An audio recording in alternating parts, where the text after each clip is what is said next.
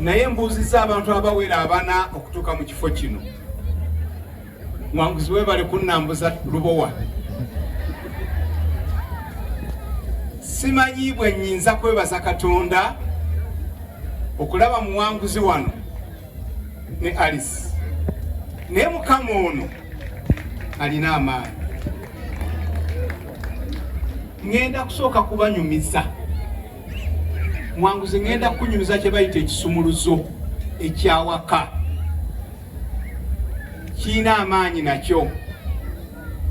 Olwaleero nakedde ne ntegeka emirimu gyange ne nkola ka puroguramu kange ak'olunaku nga mmalira Lubowa ku mbaga ya muwanguzi.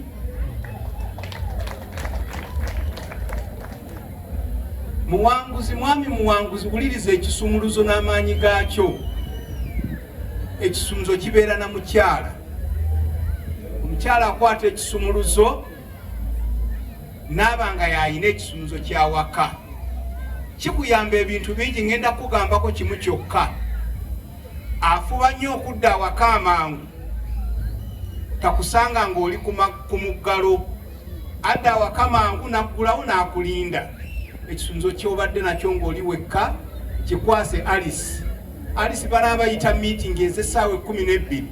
Ajja ganze nnyina ekisumuluzo kyeko, omwami anaabeera atya ku nnyumba ebwe ku lubalaza ngadduka ngadde eka.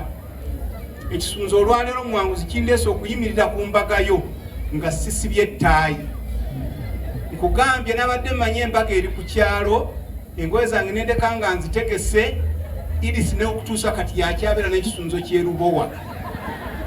Bwagenze mu nkoko, ngenza okulaba emmoloka ezabaleese ku mukolo, ezabaleese ku mbaga, nga zikomyewo mu compound, nzirusenga bwendi.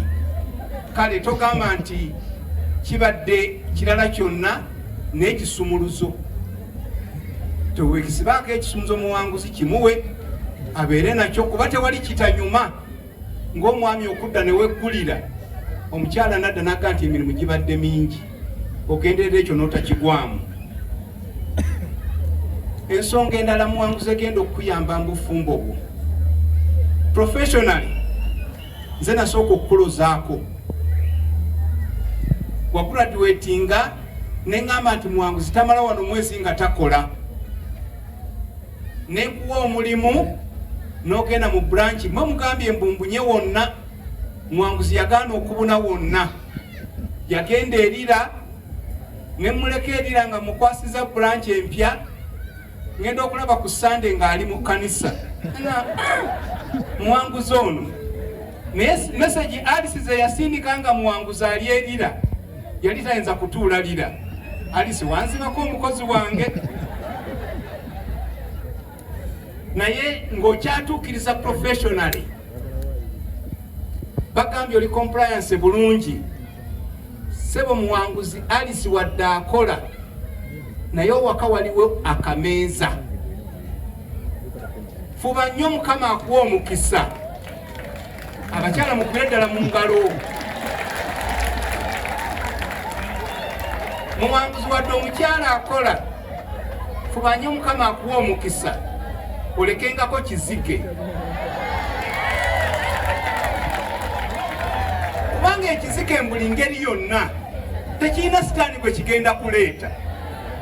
Naye oli accountant, mu by'okubala ku ssebo bikoma mu Equity.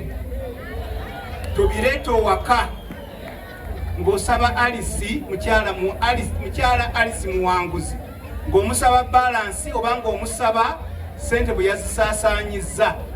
Ebyo bwa accountant bikomawa? Alice mutunuulire. Bwakubuuzanga balance omugamba bagamba ebyo bwa accountant bikoma eri ku mulimu. Wano wakanze nfugawo. Lastly, njagala okubeebaza baana mmwe. Ngambye abeewange ku mulimu nti nnyinyuse ngenze ku mbaga ya muwanguzi. Kaadi nga sitwagiraba. N'embaga yo kaadi ebeera Lubowa kuba eyo kaadi eva ku kkanisa tejja mu office. Naye bannanga abali wano mwenna, Saabalabiriza agenze era mugambye. Nalaba muwanguzi nga boy baby. Ne tuva ne muwanguzi ku community center. ne tujja mu kkanisa we tuli kati, nendaba muwanguzi ng'akula, nendaba Alice ng'ayingidde mu kkanisa, n'ebisanja bye mbadde nga nze mukulembeze mbadde sirekayo kwogera n'abaana bavubuka. Ne muwanguzi nkwebaza, owuliriza eddoboozi ly'abakulu abakusingako. Alice nkwebaza